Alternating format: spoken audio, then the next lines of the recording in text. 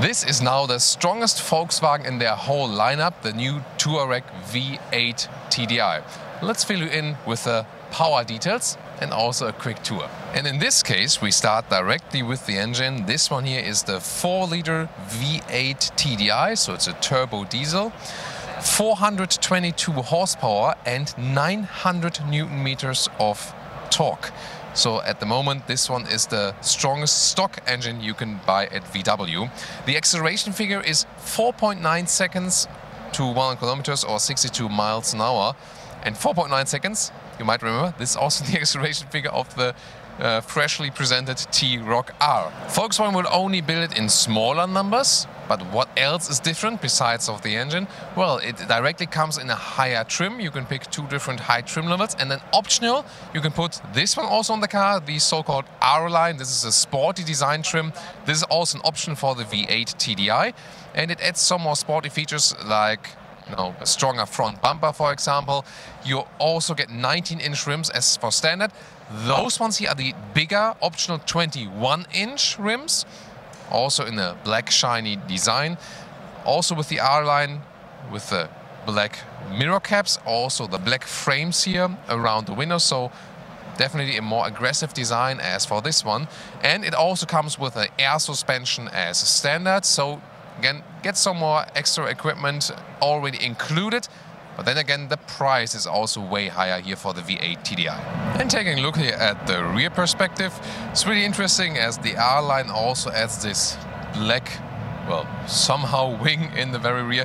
The new generation of the Touareg is definitely defined by the different styling in the rear because it has more horizontal drawn tail lamps.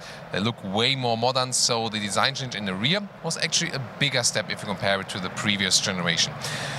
Well, the V8 TDI has some bigger exhaust pipes, and the outer tip here is a chrome beauty one. But if you take a look at it up close, there is a dissolve from the real exhaust pipe to the outer tip. So I think we can accept that as for our fake exhaust rating today. Or what do you think? Talking about satisfying door closing sound, I think there are 2 unique ones. First ones, those old school ones, like we know from the Mercedes G-Class, and then very refined modern ones, like we have here. I'm not sure if you can pick it up here with the sound also at the motor show, but this is a really satisfying door closing sound. Well, the Touareg is the top of the line SUV model. If you want to compare some SUVs, we also have a big Volkswagen SUV comparison episode where we went for all of their SUVs. But here you can already see in the interior, for example, also soft touch at the inside of the doors, then some leather covers here at the armrest. This is all about premium materials. However, we've also seen on the R-Line and Extra a lot of glossy black hues. It's also the same here on the interior. You know, Brian and me, we are both not the biggest fan of those glossy black elements. Are you? Well, as long as they're clean, they still look good. But I more prefer some matte materials. However, especially here for the Touareg, you can, for example, also get some matte wood inserts. So here the top dashboard is also soft touch material. They also have a contrast stitch right there. The R-Line also has this sporty inlet. This is aluminum style. As I said, for the Touareg in general, you can also get some matte wood inserts here. I would prefer in this case, but of course it looks a little bit more conservative then. The R-Line also gets a steering wheel with a flat bottom and white contrast stitches on the inside. The V8 in general only is available with animal skin seats. That's of course sad that they don't offer any alternative. Also, those seats here are the same. Well, you know, they're getting there step by step, also the premium manufacturers, to offer some more alternatives, but here in the Touareg, not yet so far. Now let's get inside. It's a very easy entry. I always like this transition between the door sill there and the floor. This is basically, an even area. This is very, very interesting. Well, you have, on the one hand, a lot of room here, but then again, the cockpit is built in a rather sporty style just around you. So we had that also in our comparison that in the Tiguan, for example, you have a more open seating experience, although it's the smaller vehicle. When I have the seat here at the lowest position, 1.86 or 6'1", still have some headroom left. This one is here also equipped with a panoramic roof. If you leave that out, you have some more headroom. Then soon more deals to those big screens because they're also included here in the Touareg. So far, the most annoying thing about driving the Touareg was this lane keeping assist, which was, you know, very artificial in how it felt while driving. They now had some updates on there on the software side, and now it's really better, because before, especially when you had some higher speed motorway riding, it was, you know, directing you, but in a, you know, most artificial way. It didn't feel good. But since the update, this has definitely been improved. Well, then what would be the reason to go for the V8?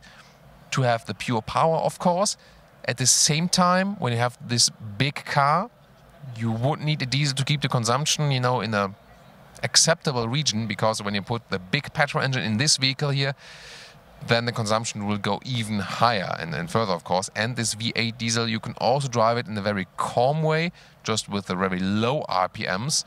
And, you know, at the end of the day, I'm not really sure if it will even use more fuel than the V6 diesel.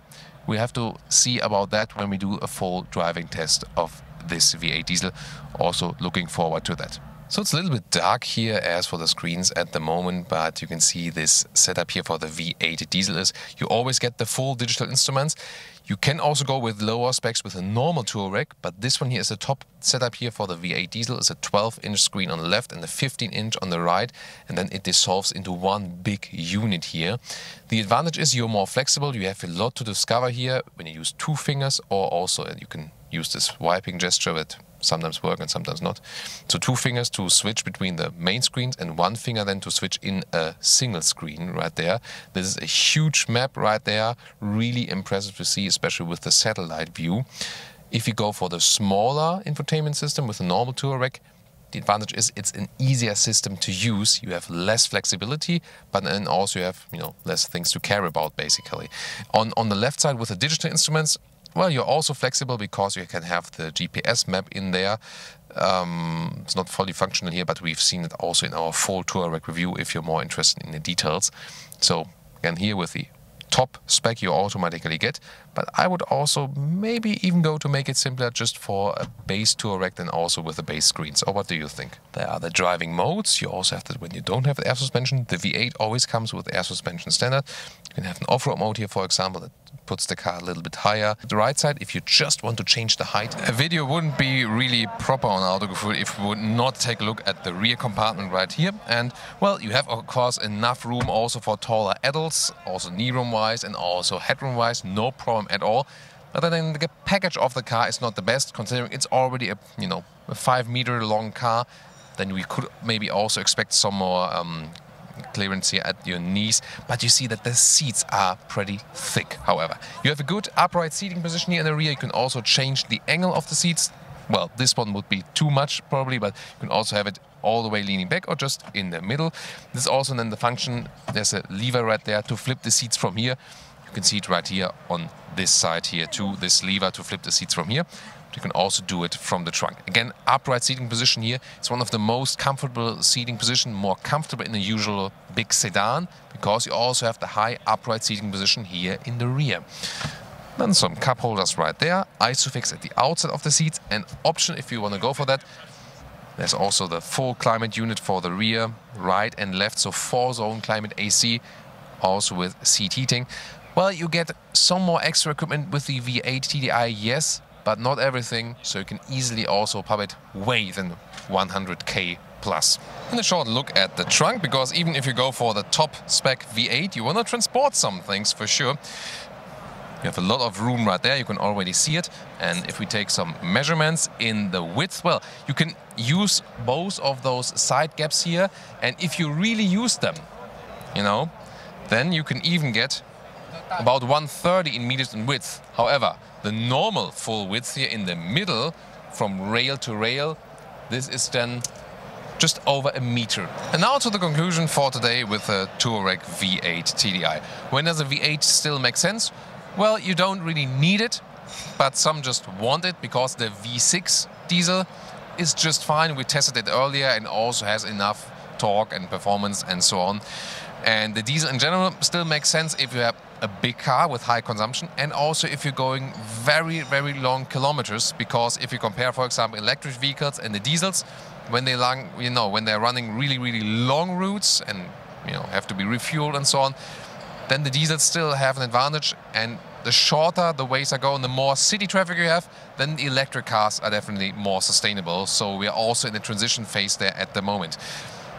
How it plays out, consumption V8 versus V6, I'm not exactly sure if this one will have a higher consumption, because you can also drive it at a lower torque. But then again, it also adds some more weight, but really looking forward how that one plays out. And for example, with the V6 diesel, sometimes there was some, not exactly sure if it's turbo lag, but people feel it as turbo lag. Sometimes also from the shifting, for example. That probably will be then not the case for the V8, that you just have some more power reserves. Well, it's not a racing machine, but the performance figures here for the V8 TDI rather speak for that. So what do you think? V8 TDI, is it still something for today? Is it something you want? Or would you say it's already something from the past and they should rather then focus on electrification? But as we heard, they are also focusing on electrification. So there are different trends going on at the moment. Still some old school stuff, but also a lot of new electrification. That's also clear on this year's Geneva Motor Show.